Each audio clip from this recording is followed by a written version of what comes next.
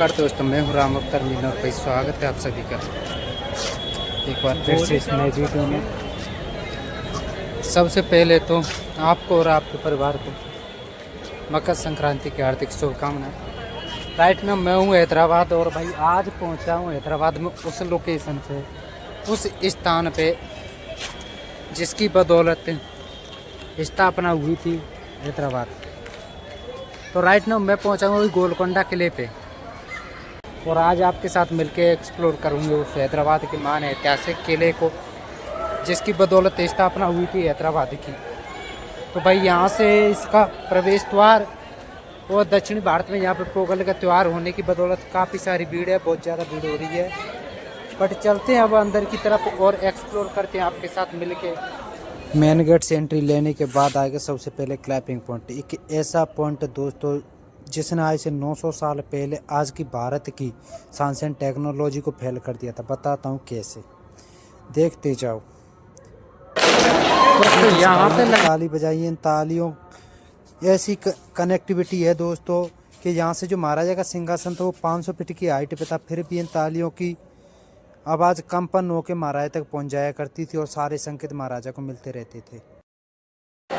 और अब आगे चलते हुए मैं आपको दिखा देता हूँ इस किले की सारी चीज़ें कि कौन कौन सी चीज़ें इस किले में स्थित हैं। तो सबसे पहले नगीना बाग है, तो नगीना बाग है, अनक मादरता कार्यालय है, भक्त रामदास का जेल खाना है, इब्राहिम मस्जिद है, जगदम्बा महाकाली मंदिर है, दरबार कक्ष है, तारामती मस्जिद है, शास्त्रागार है और शाही निवास है। अब क्लैपिंग पॉइंट से आगे बढ़ते हुए बाएं हाथ की तरफ सबसे पहले आएगा असलागर। असलागर वो पॉइंट है दोस्तों जहां पर राजाओं के बादशाहों के शस्त्रागार बने होते थे।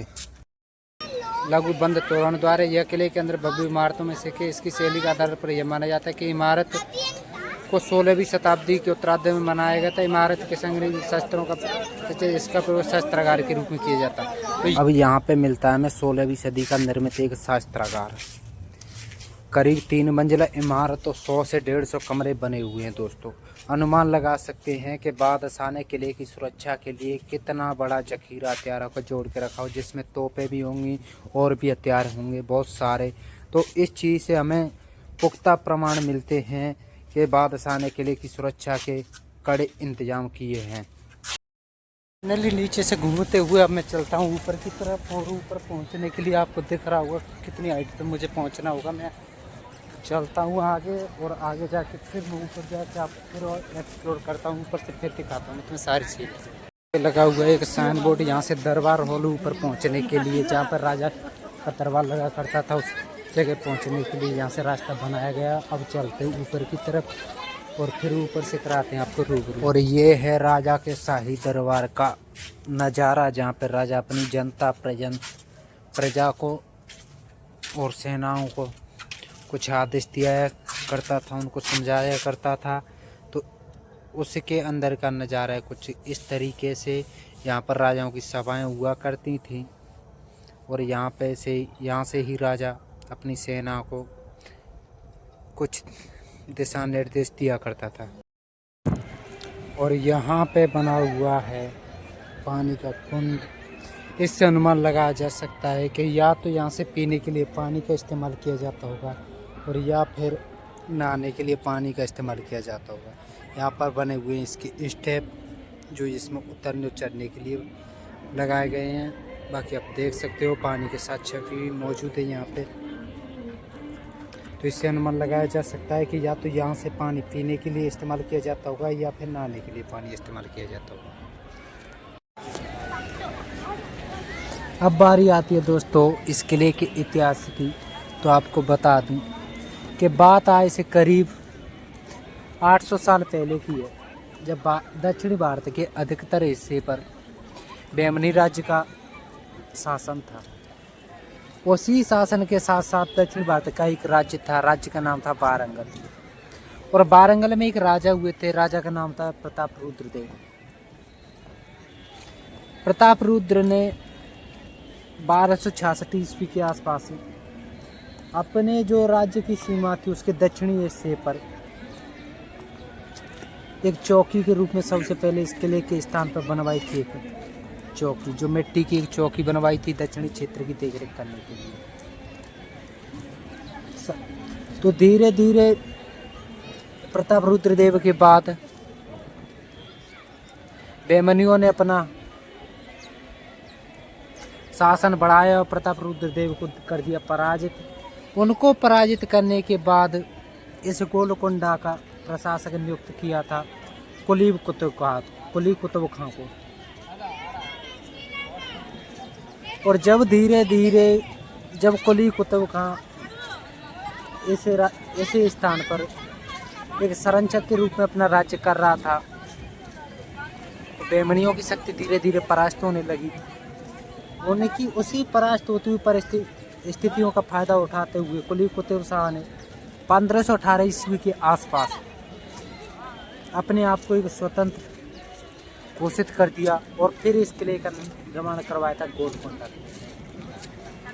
और गोलकुंडा किले का निर्माण करवाने के बाद फिर यहाँ से स्थापना हुई थी हैदराबाद रियासत की। यानी कुली कुतुब यहाँ से एक वंश चला था कुतुबशाही वंश। उसी कुतुबशाही वंश के आगे कुली कुतुब शाह के बाद आने वाले शासक निजाम कहलाए। तो उन्हीं निजामों में से एक निजाम हुआ था निजाम उल मुल्क, जो भारत की स्वतंत्रता के समय जो हैदराबाद रियासत थी वहाँ का प्रशासक था। इस तरीके से इस किले का इस्तेमाल किया गया, इस तरीके से इस किले की स्थापना हुई थी। लेकिन जिस फैक्ट के लिए मैं यहाँ पे आया था वो फैक्ट मुझे नहीं मिला इस किले में कहीं भी। मैंने कई वीडियो सर्च किए, कई वीडियो देखे, बहुत से लोग इस किले की कहानी कोहिनूर हीरे से जोड़ते हैं। एक्चुअली बता दूं, कोहिनूर नामक जो हीरा मिला था वो इस किले की जगह नहीं मिला था, वो कहीं खदान थी, इसी एरिया में वो खदान थी, उस खदान से निकाले गए थे। और वही एक हीरा नहीं निकाला गया, तो उस हीरे के साथ 4 और 5 हीरे और थे जो विश्व फेमस हीरे हैं, लेकिन सबसे फेमस होने वाला हीरा वही था जिसका नाम था कोहिनूर। तो ये झूठी कहानियाँ है सारी के गोलकुंडा के किले के साथ कोहिनूर हीरे के फैक्ट जुड़े हुए हैं। कोई फैक्ट भाई मुझे नहीं मिला अभी तक। बहुत सर्च किया मैंने, बहुत वीडियो देखे, आर्कियोलॉजी सर्वे ऑफ इंडिया की साइट पे भी गए, वहाँ से भी कुछ लिया, लेकिन कोई ऐसा फैक्ट मजबूत पक्ष ऐसा मुझे नहीं मिला कि जहाँ से मैं कुछ सफाई दे सकूँ। सामने आपको दिख रही होगी इस किले की सबसे ऊंचाई पर स्थित एक मस्जिद। ये मस्जिद है। इसी मस्जिद के डिजाइन पर हैदराबाद की 4 मीनार का निर्माण कराया गया था सेम। ऊपर किले से नीचे की तरफ देखने पर कुछ इस तरीके से दिखाई देता है हैदराबाद शहर। बाकी लास्ट में बस इतना ही कहूँगा, आज के लिए इतना ही। अगर जुड़ना चाहते हो भारत की कला एवं संस्कृति से और देखना चाहते हो भारतीय इतिहास की झलक, तो भाई यूट्यूब चैनल को सब्सक्राइब कर लेना। फेसबुक पे देख रहे हो तो पेज को फॉलो कर लेना। जब तक के लिए जय हिंद, जय भारत, टेक केयर, बाय।